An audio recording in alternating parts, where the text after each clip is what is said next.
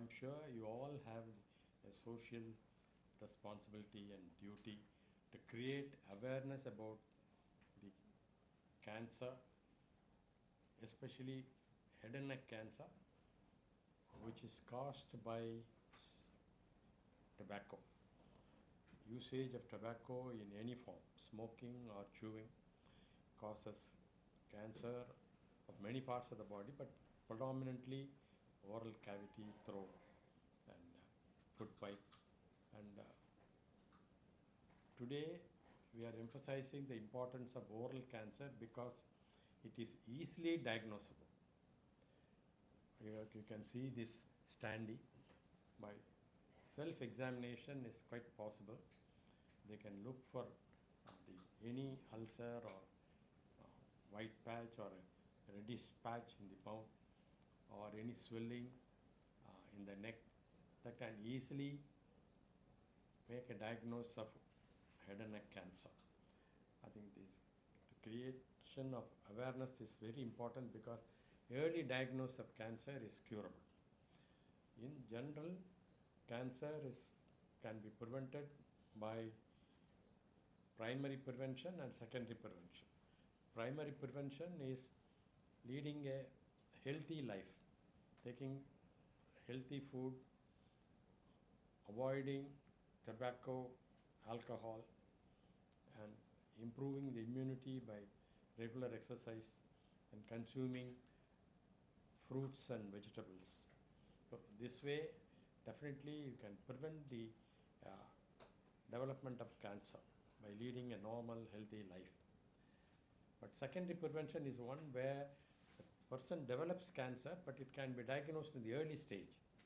So screening is important, and the awareness of cancer is an important thing for which we require your part to create awareness among the public about the cancer incidence, especially the damage caused by tobacco for the body. As far as VS Hospital is concerned, we have been conducting many camps and we are doing lectures in schools, colleges, and in corporate institutions where we target the young, send the message to their parents and relatives. And we do also run camps to detect early diagnosis. And recently we have a memo bus where we go to various parts of the city and not only look for breast cancer but also uterine cancer as well as other common illnesses like oral cancer. So,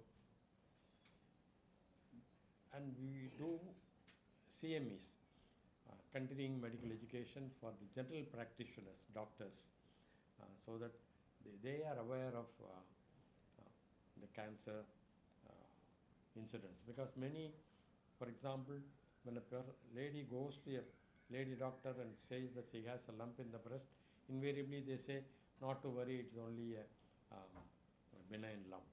So we have to create awareness among doctors also about the incidence of cancer. It's growing.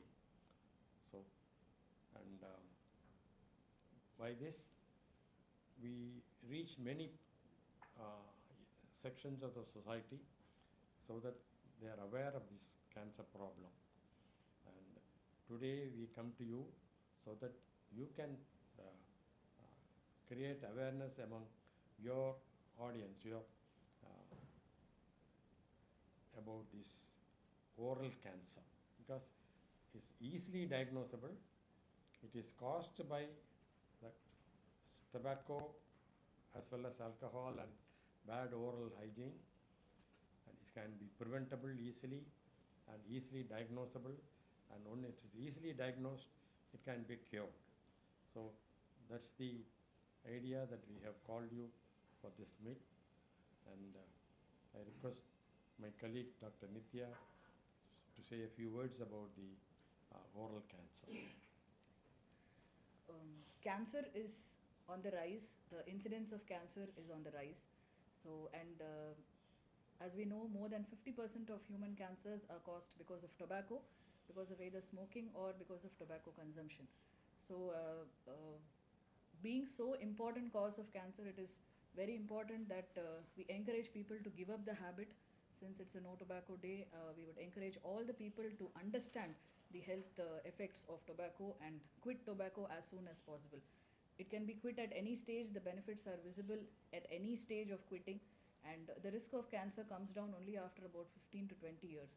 So, it is very important to quit tobacco today to prevent any other complications. It is not just cancer, tobacco also causes many other problems like heart attacks. So, it is important that tobacco should be quit.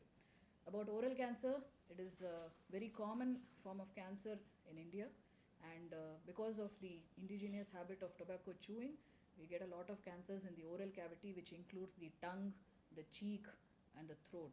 So, as sir was saying, it is visible, the changes are visible because you know what happens in your mouth when you brush your teeth, when you rinse your mouth, you know that there is something abnormal. So, whenever there is something abnormal that you feel in your oral cavity, the mouth, as you call it, a surgeon, it could be a family physician, ask them to examine the oral cavity with the help of a torch, find out what is abnormal. So, the early signs of oral cancer are white patches, red patches, which are commonly called as leukoplakia or erythroplakia. These are conditions which may lead to cancer in the future. So, these changes have to be followed up, and if it is because of tobacco, they have to be addressed immediately with the intention of quitting tobacco. So, these are early signs of cancer. The other important cause of cancer in oral cavity or the tongue is the sharp tooth, which nobody talks about very frequently. Apart from tobacco, people who never use tobacco are also prone for oral cavity or tongue cancers when they have a sharp tooth. How does sharp tooth happen? The enamel in the teeth gets eroded over a period of time because of wear and tear. So when it gets eroded irregularly, there is a lot of chance that the tooth might become sharp and it might press into the surrounding cheek or the tongue. So these changes over a period of time may lead to cancer. So that is also an important cause of cancer, and to prevent this from happening, we generally recommend annual dentistry, meaning go visit your dentist, ask them to examine the teeth, find out if there is any sharp tooth around. If there is a sharp tooth, we have to definitely make sure that the tooth is raised. It should be softened so that it doesn't cause any kind of injury to the cheek or the tongue. So this is one important thing. So maintenance of dental hygiene is extremely important. Prevention, yes, good oral habits, good oral hygiene, visit to the dentist frequently, and quitting tobacco is very, very important because the risk does not come down on the next day. It takes about 15 to 20 years for the effects of tobacco to come down and to make the risk of cancer as zero. So, quitting today is very, very important. And there are several methods of treating cancer. Oral cancer has come up in a very big way now. There are chemotherapies, there is radiotherapy, there are laser surgeries, there are local radiotherapies, immunotherapy is an option. So there are multiple options available to treat. When diagnosed in a very early stage, oral cancers are highly curable with a minimal chance of recurrence. It just needs an early diagnosis and follow up to lead an active, healthy lifestyle after diagnosis of oral cavity cancers. Any cancer diagnosed early is always curable with minimal treatment. Otherwise, there are multiple treatments needed, like a combination of radiation, surgery, and chemotherapy to treat oral cancers. So, simple surgery or a simple radiation might be able to cure an oral cancer in a better way. So, early diagnosis is extremely important. So, as the standee says, you should be watching your symptoms frequently. It doesn't have any specific symptoms. Watch your symptoms, watch your mouth, watch your tongue. If there is anything abnormal, like an ulcer, like a swelling, like a redness, like a white patch, all these are warning symptoms that it could be a cancerous growth. Cancer is not the first diagnosis, but definitely it has to be ruled out, especially if the person is a tobacco user. So if there is anything abnormal, put your hand into your mouth, feel it. If there is something abnormal, please go and visit your physician immediately. That is the advice we have for everyone today. Not all cancers are exposed to the not all cancers are visible. Oral cavity cancer is something that is visible, so it is easy to diagnose. So let us not miss this opportunity, and we advise everyone to act early and to diagnose oral cancer in an early stage, rather than going into an advanced stage and requiring. Generally above 40, but youngsters use pan, gutka, mava. These things definitely affect the oral cavity. Within 2 to 3 years they develop cancer, whereas tobacco chewing or smoking causes cancer after 20 years, whereas this habit of gutka is very detrimental. Within 2 to 3 years they are able to. So we are seeing young people in the 20s and 30s coming with oral cancers, and this type of cancer is again is very aggressive and difficult to treat. So the screening வந்து இந்த awareness வரதுக்கு முன்னாடி எவ்வளோ percentage வந்து screening பண்ணியிருக்காங்க? இப்போ நார்மலாக நீங்கள் இப்போ இனிஷியேட் பண்ணியிருக்கீங்க, இப்போ கவர்மெண்ட் சைட்லேருந்து இந்த இதெல்லாம் கொண்டு வராங்க, இந்த அவேர்னஸ் வந்து இது வரைக்கும் எவ்வளோ இருந்திருக்கு பர்சன்டேஜ்? அவேர்னஸ் ஜென்ரலாக வந்து நாங்கள் பார்க்குற பேஷண்ட்ஸ் நார்மலாக வந்து what we see is out patients. Smokers கொஞ்சம் அலர்ட் ஆகிடுறாங்க, டொபாக்கோ சூவர்ஸ் கொஞ்சம் அலர்ட்டாக இருக்காங்க. வாயில் ஏதாவது புண்ணு வருது, ஏதாவது ஒரு அப்நார்மாலிட்டி வந்ததுன்னா அந்த பயத்தில் நிறைய பேர் வராங்க.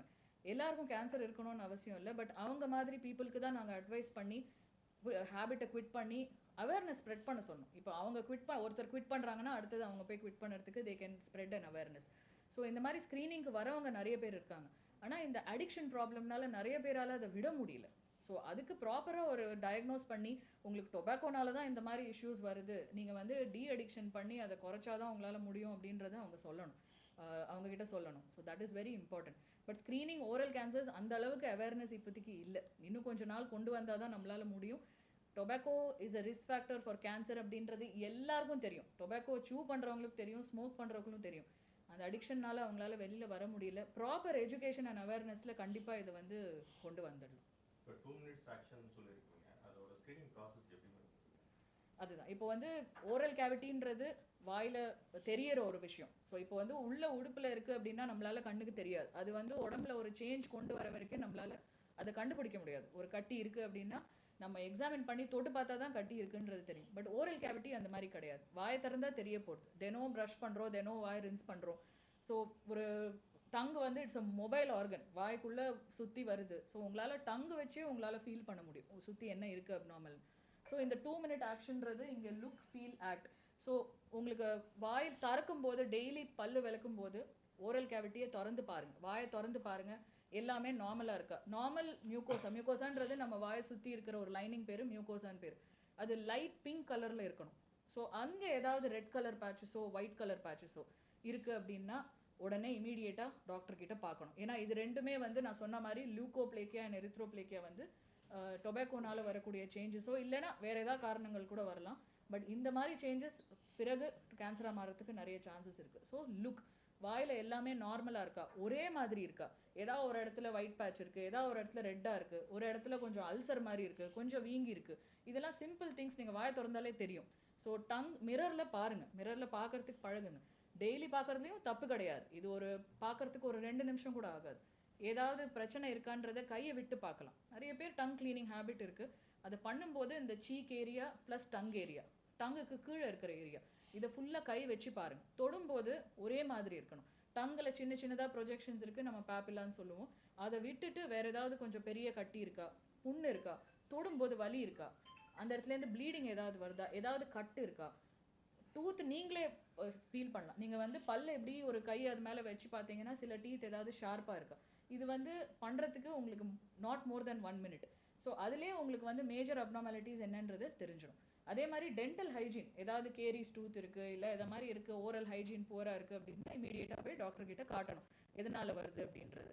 இது all the more important for tobacco users. ஏன்னா அவங்களுக்கு ரிஸ்க் அதிகம், ஜென்ரல் பாப்புலேஷனை விட அவங்களுக்கு ரிஸ்க் டெஃபினட்டாக அதிகமாக இருக்கும். So particularly smokers, tobacco users, quit பண்ண ட்ரை பண்ணுறவங்க, ஏர்னஸ்ட்டாக குவிட் பண்ணோம் நம்ம டொபாக்கோ இனிமேல் யூஸ் பண்ணக்கூடாதுன்னு நினைக்கிறவங்க இது ரொம்ப கேர்ஃபுல்லாக இருக்கணும். மற்ற கேன்சர்ஸ் விட இது நான் சொன்ன மாதிரி இது வெளியில் தெரியறதுனால அவங்க வந்து ஈஸியாக அதை கண்டுபிடிக்கிறதுக்கு சான்ஸ் இருக்குது. தி அதர் பார்ட் அவங்க எக்ஸாமின் பண்ண போகிறது இந்த கழுத்து.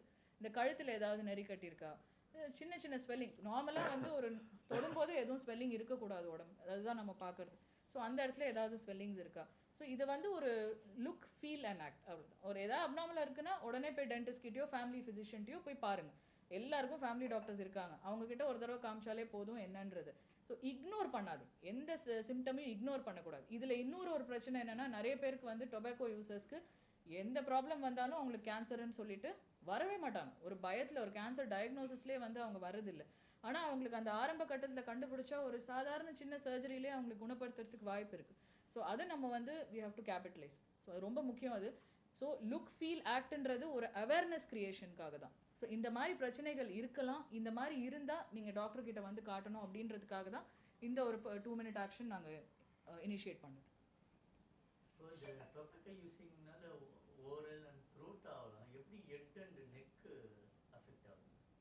ஹெட் அண்ட் நெக்குன்றது ஒரு காமன் பிளாட்ஃபார்ம் தான். ஸோ நம்ம மூக்குலேருந்து மூக்குக்கு பின்னாடி இருக்கிறது, வாய்க்கு பின்னாடி, தொண்டைக்கு பின்னாடி, இது ஃபேரிங்ஸ்னு சொல்லுவோம். ஸோ இங்கே ஸ்னஃப் யூஸ் பண்ணுறவங்க ஓரல் கேவிட்டியில் வந்து சூ பண்ணிகிட்டே இருப்பாங்க, வாயில் ஒதுக்கிட்டே இருப்பாங்க. ஸோ அந்த பகுதியில் வந்து கான்ஸ்டண்ட்டாக அந்த டொபாக்கோட எக்ஸ்போஷர் இருந்துகிட்டே இருக்கும். ஸோ அந்த பகுதி அவங்க முழுங்கும் போது அந்த சலைவா உள்ளே போகும்போது த்ரோட்டில் படுறது. ஸோ இதெல்லாம் வந்து சேஞ்சஸ். அந்த த்ரோட் ஹெட் அண்ட் நெக்குன்றது இது எல்லாமே சேர்ந்து தான். ஸோ இந்த பகுதி எல்லாமே டொபாக்கோக்குள்ள ரிஸ்க் ஃபேக்டர்ஸ்குள்ள இடம் தான் இது.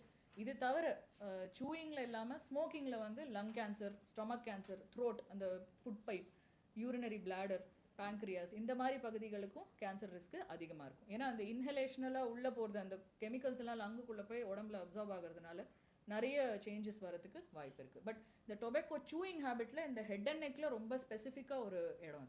இந்த இடத்துலலாம் அந்த ஏன்னா ஒரு இடத்துல டொபாக்கோ படுறதுன்னா அந்த இடத்துல மட்டும் ரிஸ்க் கிடையாது, அந்த செல்ஸ் எங்கெங்கே மூவ் ஆகுதோ எல்லா இடத்துலையுமே அந்த ரிஸ்க் உண்டு.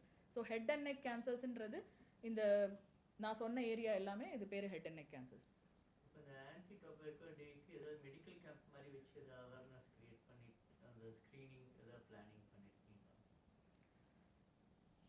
பீரியாடிக்காக பண்ணுறோம் மெடிக்கல் கேம்ப்ஸ்னு சொல்லிட்டு. கேன்சர் மட்டும் இல்லாமல் ஜென்ரலாக மெடிக்கல், ஏன்னா கேன்சர்னால் சில பேர் பயந்துக்கிட்டு வரமாட்டேங்கிறாங்க. ஸோ மெடிக்கல் கேம்ப்ஸ்ன்னு சொல்லிட்டு எல்லாரையும் வர சொல்கிறோம். அவங்களுக்கு அனீமியா பார்க்குறோம், பிபி பார்க்குறோம், டயபெட்டிஸ் பார்க்குறோம், அதே சமயத்தில் கேன்சரையும் பார்க்குறோம். ஸோ அந்த மாதிரி கேம்ப்ஸ் பீரியாடிக்காக பண்ணிக்கிட்டு இருக்கோம். இப்போது ரோட்டரி கிளப் எங்களுக்கு ஒரு மேமோ பஸ் கொடுத்துருக்காங்க. ஸோ அதில் வாரம் ஒவ்வொரு ஏரியாவுக்கும் மெட்ராஸில் போய் இந்த கேம்ப்ஸ் பண்ணிக்கிட்டு தான் வரோம். இந்த டெஸ்ட் காஸ்டிங் எவ்வளோ? காஸ்ட் வைஸ் ஒரு டெஸ்ட் எடுக்கணும். எங்கள் ட்ரஸ்ட் அது சப்போர்ட் பண்ணுது. மேமோ பஸ் கொடுத்தது ரோட்டரி. பட் இந்த மெயின்டெனன்ஸு, டாக்டர்ஸு, நர்சஸ், அந்த லேப் டெக்னீஷியன்ஸு, ரியேஜென்ட்ஸு, அதெல்லாம் எங்கள் ட்ரஸ்ட் மூலமாக நாங்கள் பண்ணிக்கிட்டு இருக்கோம். இந்த கேஸ் அவங்களுக்கு சர்ஜரி பண்ணணும்னா அந்த சர்ஜரி என்ன காஸ்ட் ஆகும் அப்ராக்சிமேட்? இல்லை, அதில் ஏர்லி டயக்னோசிஸு என்ன கேன்சர்னு கண்டுபிடிச்சோம்னா அவங்களே இங்கே வர சொல்கிறோம். பார்த்து டெஸ்ட் பண்ணிவிட்டு அது என்ன வியாதி, எந்த இடத்துல இருக்கணுங்கிறத பொறுத்து இங்கே பண்ண முடிஞ்சால் சரி, இல்லைன்னா எங்கள் ஸ்டூடெண்ட்ஸ் தான் இதில் இருக்காங்க, ஆஜாதி கவர்மெண்ட் ஹாஸ்பிட்டலில், ஓமந்தூராலாம், அவங்களுக்கு ரெஃபர் பண்ணிடுறோம். இஃப் தே கேன் அஃபோர்ட் பண்ண முடிஞ்சவொடனே இங்கேயே பண்ணுறோம். அது ரொம்ப கம்மி தான். பொதுவாக இது ஒரு அவேர்னஸ் கிரியேட் பண்ணுறது தான் மெயின் பர்பஸ்ஸு. கேன்சர் டிடெக்ஷன் ரொம்ப கம்மி தான். ஒரு தவணை போனால் ஒரு கேஸ் வரலாம், அல்லது கேஸ் எல்லாமே கூட இருக்கலாம். ஆனால் அந்த ஏரியாவுக்கு அது ஒரு அவேர்னஸ் கிரியேட் ஆகிருக்கு. இப்போ இது மாதிரி அஃபெக்டட் பீப்புள் இந்த லோக்கலில் இருக்க டென்டல் கிளினிக் அப்ரோச் பண்ணி பார்க்குறது அட்வைஸபிளா? கண்டிப்பாக பார்க்கணும். அதுதான் இந்த வாய்க்குள்ளே அவங்களுக்கு ஸ்பெஷல் எக்யூப்மெண்ட்ஸ் இருக்குது உள்ளே பார்க்குறதுக்கு. தே ஹாவ் அ லேம்ப், அங்கே ஒரு ஸ்பாச்சுலா மாதிரி வச்சுருப்பாங்க, அது விரித்து பார்க்குறதுக்கு. ஸோ டென்டிஸ்ட் வந்து ரொம்ப important role. Head and neck கேன்சரில், ஓரல் கேவிட்டி கேன்சரில் டென்டல் சர்ஜன் இல்லாமல், அவங்க ஓரோ மேக்ஸிலரி ஃபேஷியல் சர்ஜன்ஸ்னு சொல்லுவோம், அதில் ஒரு ஸ்பெஷாலிட்டி இருக்குது. ஸோ அவங்க இல்லாமல் நம்மளால் வந்து ஒரு பேஷண்ட்டுக்கு ப்ராப்பராக சர்ஜரி பண்ண முடியாது. அவங்களோட ரோல் ரொம்ப இம்பார்ட்டண்ட் அதில். ஸோ அதே மாதிரி நீங்கள் இப்போ ஒரு ஷார்ப் டூத் நான் சொல்கிறேன், இங்கே ஒரு ஷார்ப் டூத், ஒரு பல்லு ஷார்ப்பாக இருக்குன்னு நிறைய பேர் கண்டுபிடிப்பாங்க.